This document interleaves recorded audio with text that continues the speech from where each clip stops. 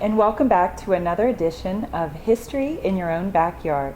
We're here today with Sandra at the Osgood Public Library in Osgood, Indiana. Sandra, how are you doing today? Doing fine, thank you.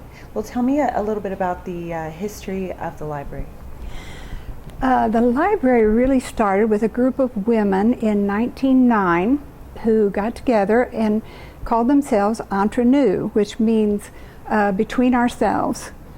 And they were a ladies' civic organization, and they wanted just to improve anything they could about Osgood. And so they decided that they didn't have enough reading material, and they wanted to start a library. So they got just a donation of a couple of dozen books and started their own library. Well, one of the members then, Mrs. Ashman, decided that they could become connected with the Carnegie Library, which was happening at that time. And so they contacted the state to find out what they would be required to do to get the library.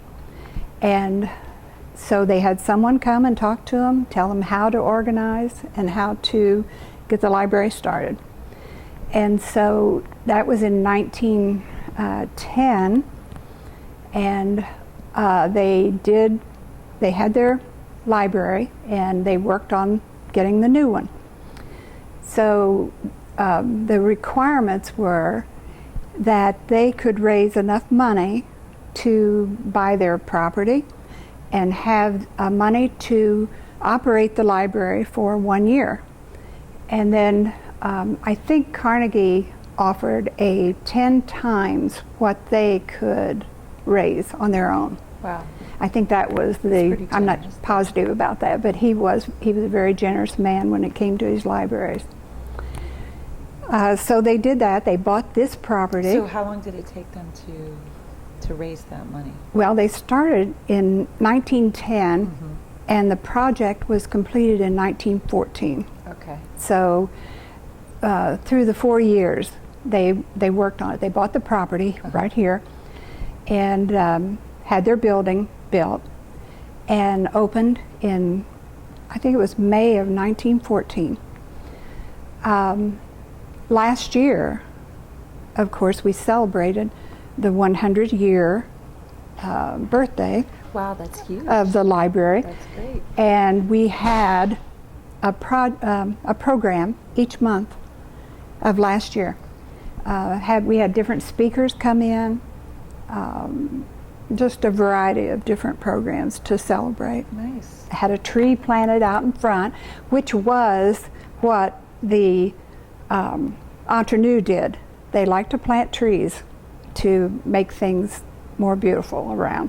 In fact, they planted a new tree in the library yard every year. So, and then they did very well. The library was established, and they started with 200 books from the state. They bought a desk and 25 books for the library, and then people in town donated books that they had. So the desk that they bought, is that the desk that you have here? Yes. That's great. Yes, the it is. original desk. Okay. And then what is this that?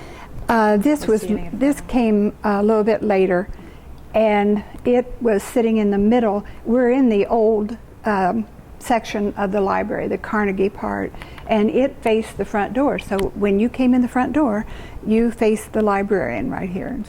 And you have, the library has since expanded. Yes. And so when did that happen? That was in 2005. And that's when you added Yes, the room over here. A considerable amount of space. Upstairs is the adult section and the young adult, and downstairs is the youth group, or the youth library, the children's library. So, Sandra, are there other branches of this library? Yes, we have one branch at Milan. There is a condition in the state that you need 10,000 in population to start a new library, and Milan wasn't able to come up with that number, So we made a satellite library in Milan. Now with this day and age, everybody on their computer, I mean, do you feel that this library does get used often? What about the traffic flow in here? Are you guys busy? We are busy with our computers. We have 7 public computers that can be used, Wi-Fi in the building, and we're busy. These computers are available to those people with evergreen cards, which is the system throughout the state. You can come in here with an evergreen card and take wherever you're from and check out material, and you can use your evergreen card on our computers, or we print daily passes for people who do not have the evergreen card. What exactly is the evergreen card? It's a statewide program of borrowing from all the libraries in the state. The larger libraries are not involved, but it's mostly all the smaller libraries. And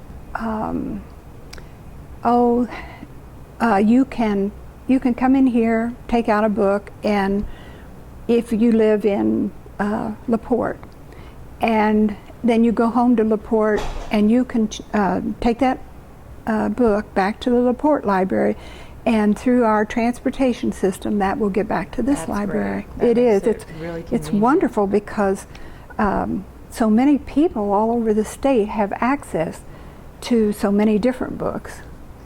Now, one thing that I like is your Indiana room. I want you to tell me a little bit about that. We have a room we call the Indiana room, and it is a compilation of histories of this area, family histories.